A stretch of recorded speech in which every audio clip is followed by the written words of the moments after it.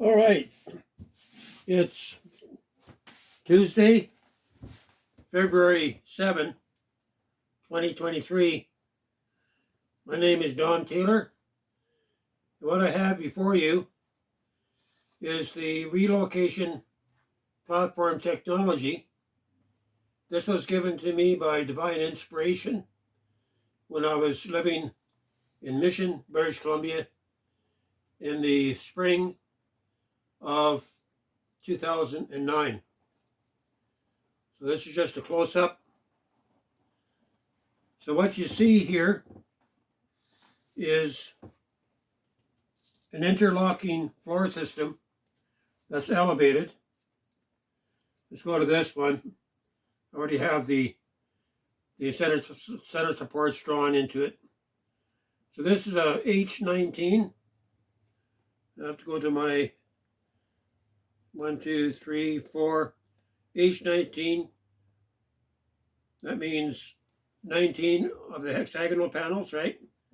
So it's an H19 1344, 1,344 square feet. And so we have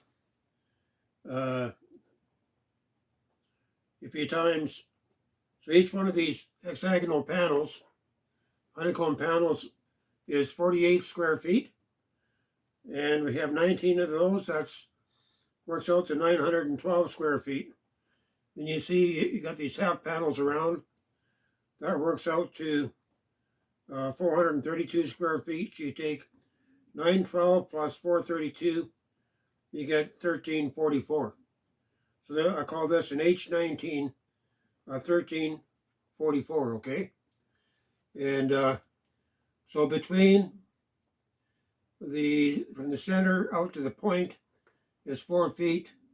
From point to point is 8 feet even, right? So these are all interlocking. And in the center is a steel support that brings the weight to the ground, okay? So I've worked out the details up to this one here. This is an H31, 1632. Now, if I didn't take these out here, if I would have left in the corners, this would become an H35. Well, I can figure it out here. No, I don't have to go into that. So I just want to make this presentation. The reason why I'm doing this after all these years is that in the summer of 2009, I actually made a scale model of this one here. And I was in the Tim Horton's restaurant with 5 or 6 other people. We actually did a demonstration there for the as a disaster relief project for the earthquake that took place in Indonesia. All right. And I was looking at the videos this morning about the cleaning up the aftermath. They're still putting people together in tents. Well, I guess that would be your bottom end option.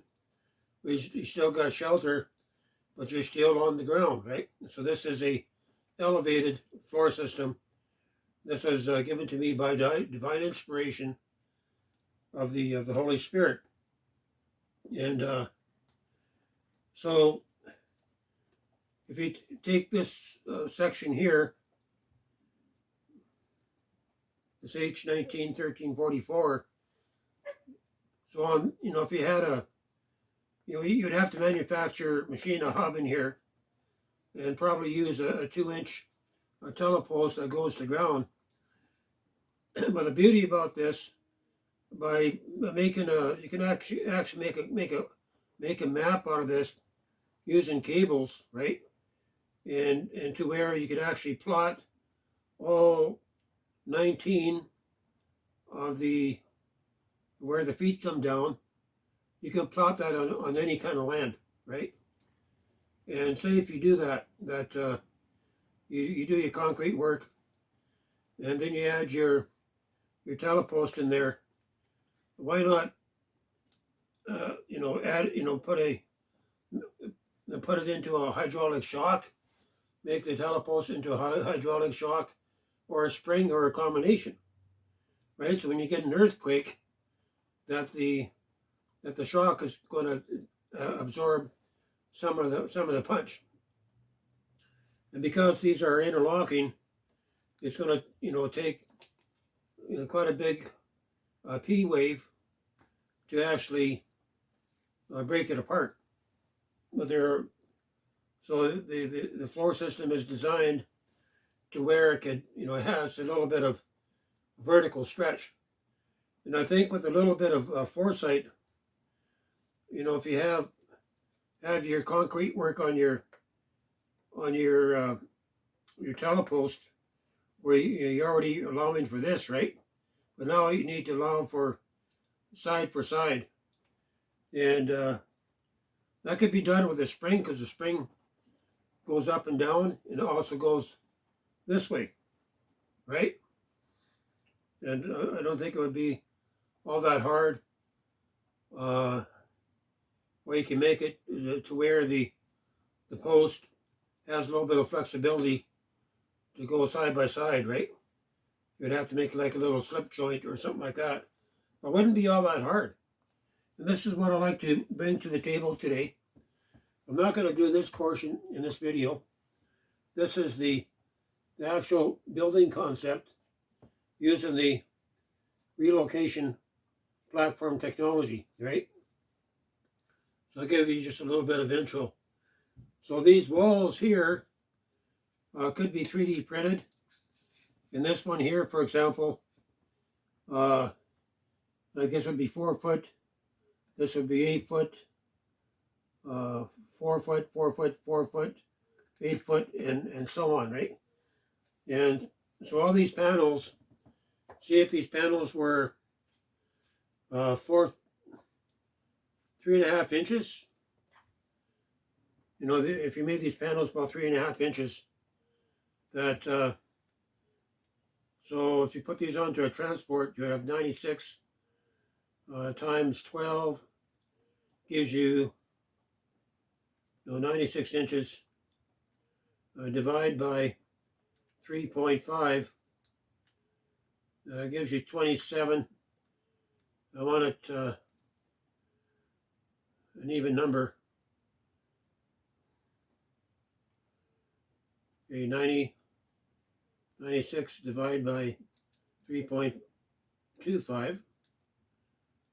Get 29.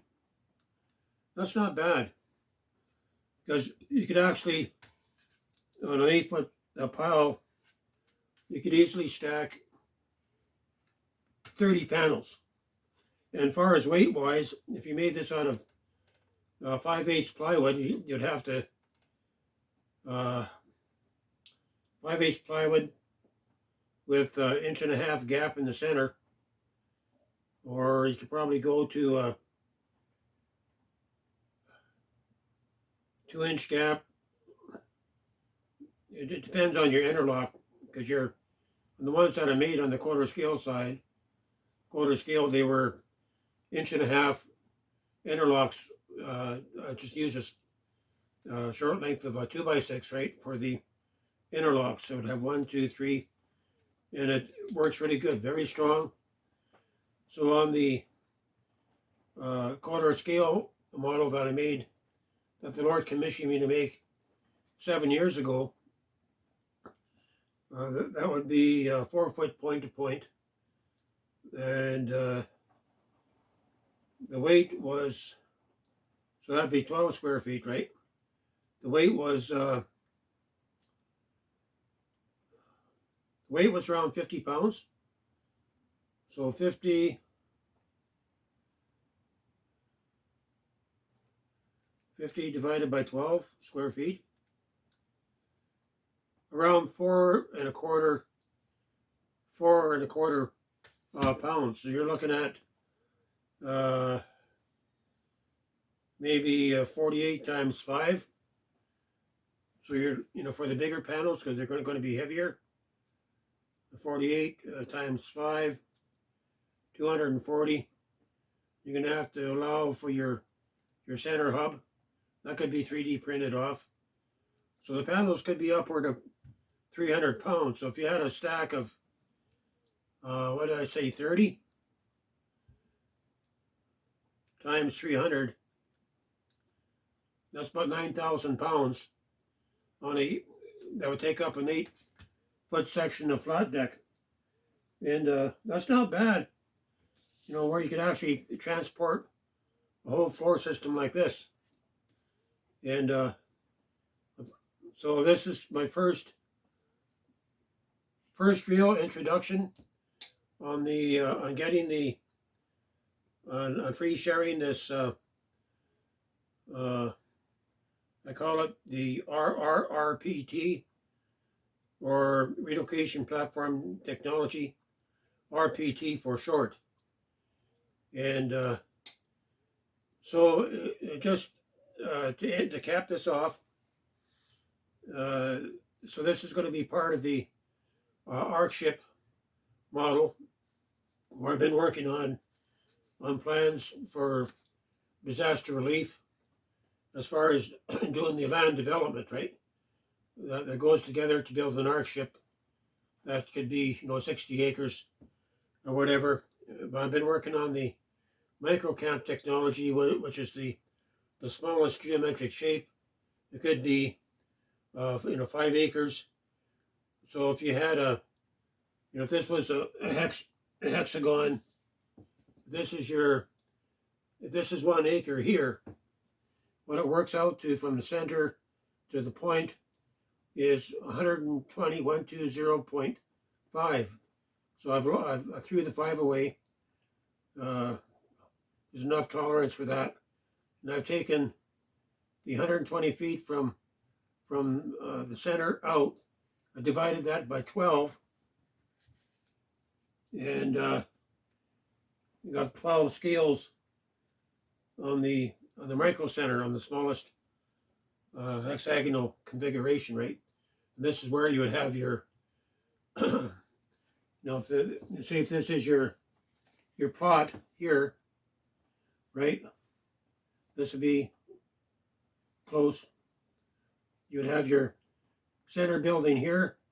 Then you would have your, you could have 1, 2, 3, 4, 5, 6 buildings around that would be connected to the center, like a space station on land, right? And so I'm working on that. As far as the ARC ship designs, I'm pretty well done that. But I'm reconfiguring the community center where everybody comes together, and this is for the climate chaos that we're coming into, because we're coming into a change like the Earth has never known, right? This has happened before. But anyway, getting back to here, trying to stay on topic, that each community center could look something like that, right? That this floor system here is a little bigger than the top one here. And so you can have your place where you come together to eat. So you have your cooking facilities, right? And cooking facilities and your restaurant area. And you got a center staircase coming up. And so that's where people would come together that are living, outside the center. Then this here might be you could have 3 mini apartments up here, right? For those that are looking after the camp. And the top could be like an atrium. And so this here would be your structure on this one would be 1, 2, 3, 4, 5, around 48 feet across, right? So 40 feet, 48 foot across on the base. And so you would be 8, 8, 16, about 20 feet from the ground to the top, plus whatever this is. So my initial concept is to design this structure, with the portable relocation platform technology, 3D print the walls, maybe using hemp, and put this under a dome. This could be a 60-foot event dome or something like that, and where you'd print off a dome base too, right? So that your floor systems are even. And that's it. I'll come back on a second wrap, maybe today or maybe tomorrow. I want to get this out. But as far as a structure for setting up a disaster relief camp, and the times you're coming into, it's not going to be any more short term. It's going to be long term survival. But you need to set up the foundations to where it could take a major earthquake. And using Buckmaster's geodesic dome technology, so if you take that and couple it with this, you probably, you would have the best design possible. That's going to take a shaking, that's portable, and to where you can modify it. With the RPT technology, it's 100% has a built-in morphing capability, right? Anyway, I'm going to get up, turn this off, get this out. Please get back to me on this. And this is something that wasn't picked up on back in 2009 when I did my first initial podcast on YouTube. And since then, I had to make another YouTube channel. And so this would be my second presentation since 2009 on YouTube and getting this technology out. And that 8.7 or whatever is just the beginning. Vancouver is going to get a 9.1. This could be because of the asteroid impact that's going to hit the Puerto Rico Trench, causing a 12.0 global quake, right? A global quake. That's going to cause the Earth to stand still for 3 days, ushering in the 3 days of darkness. And so we're talking about, in one moment of time, that the world as we know it is going to be changed forever. And we need to prepare for the climate chaos that's coming, the inbound asteroids, meteorites from Nibiru, Planet 7X. We're coming into the tail as we speak. And it's going to be fires everywhere. So either we build on top, having a system that's going to prove effective, or go underground. That's the only two options. I'm going to leave it here.